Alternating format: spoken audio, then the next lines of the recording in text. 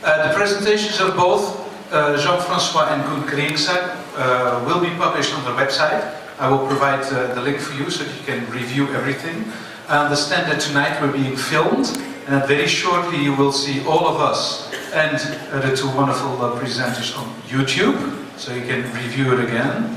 And I just want to share at least my personal main lesson from the presentation of Jean-Francois.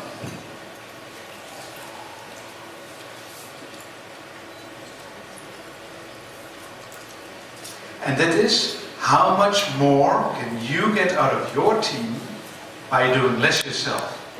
If there's anything we should practice as of tomorrow 9 o'clock, it's that one. I would now like to open the floor to questions. And I don't see exactly where the microphones is, but I do want a microphone. If you have a question, you raise your hand. My staff will come to you with a microphone. You mention your name, the organization you work for, and then you ask the question. Do we have a question? See, that's what these coaches do. You don't have a question anymore. They just dump so many questions onto you that you don't have a question. Please go ahead. Hi, Kriengsak and Jean-Francois.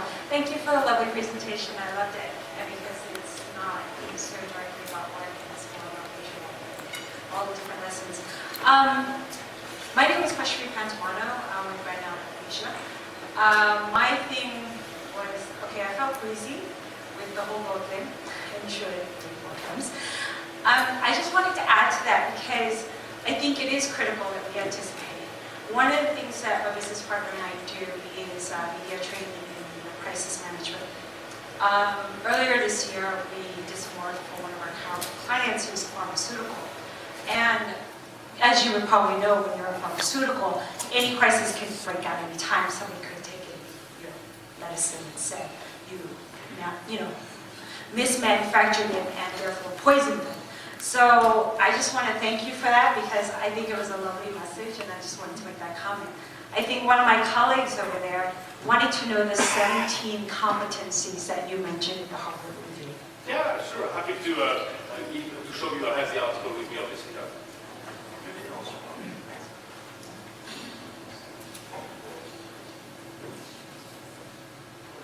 Yeah, that's not going to mention. You don't know them by heart. You have to reread them. Sorry, those of you who are interested in the 16 competencies I've mentioned, it's quite a big thing actually. Come to see me at the end. I'll show you.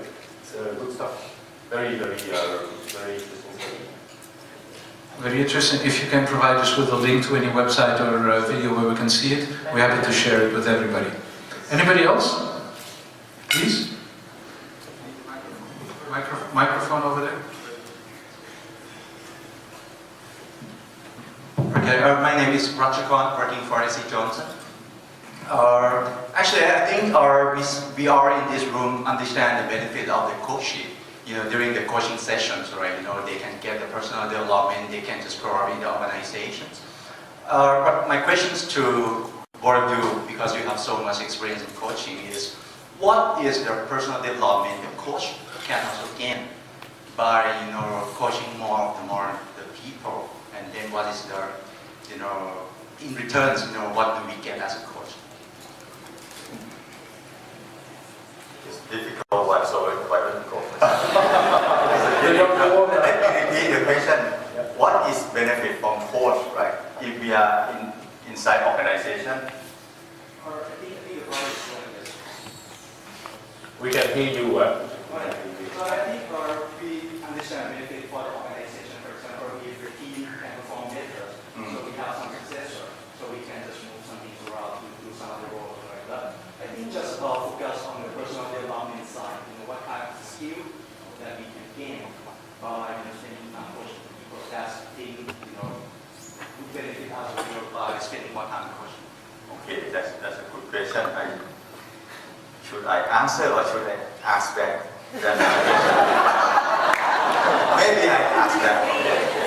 So, looking at the story of Tom and Jerry, what are skills that coach use? If you look, but it's too long ago, right? The night is too long. So, what are the skills that coach use during the golfer and coach? Just 3 or 4 skills. What are these? Listening. very good. What else?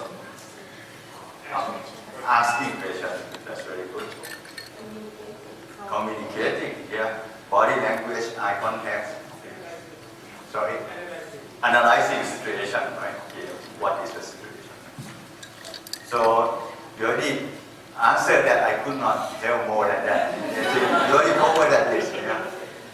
Great question, great answer. I just ask questions. Very good. That's the definition of great question, lousy answer. Why don't you just answer the question yourself? Anybody else, Paul? But that's why he's a coach, right? And he gets actually paid for that, huh? Paul. Sorry, is that okay with you or because I think we are smart enough to, but that's a good answer. But as I try to do it, maybe we try to learn by ourselves. Otherwise, I will be falling to the trap of coaching, trap of expert. When people ask, and most of us have a tendency to give opinion. So what I try to do is demonstrate what I already present. Otherwise, nobody will hire me anymore because you are teaching about asking questions, but you never ask people. So that's what I try to do. Hopefully, it's not insult. And building on this also, I find out that as a coach, in fact, as a boss coaching or as a professional coach, you discover, you learn a lot about others, and at the same time, you're learning about yourself. And to be a great leader, it's well known, you have to know yourself very, very well, very deeply, in fact. The journey towards very great leadership is a journey also of very great self-awareness. Each time you coach as a boss, you discover your people in a safe environment, and just as you are understanding them, you understand yourself more. And you're really on the way to greater leadership. Does this make sense? I think this table right now. Next Oh, question. I'm fine. I'm extremely patient. Kriengsak, Jean-Francois. What we've seen is Herbert von Karajan having a tremendous success with an orchestra consisting of Germans. I was wondering what would be his success if you would have led a orchestra that would be consisting of half Germans and half Thai. I mean, all of us here are dealing with the cross-cultural coaching part. What would you think is the keys to success in such a context? Okay, thanks a lot for the question. I think it's a great question. Yeah, what if our friend Karajan had a 50% Thai, 50% German orchestra? Then probably the journey to success would be slightly different, because he would have the added chance of having more diversity in the orchestra available, and with it, the challenges of having people understanding themselves well. So challenges and greater possible benefits means heavier leadership work. But at the same time, what I've been suggesting in my leadership talk is a lot about activating human motivation, deep motivation drivers like self-esteem, learning, relationships, and others, which are the background of what I've shared with you. And this is working across culture. So there will be a lot more work to do to the two sides to work effectively as a team, and the orchestra, of course, conductor would need to be quite well versed in both cultures, but then the chances of having something even better are there. So when was the extra effort, in my opinion? Does this make sense?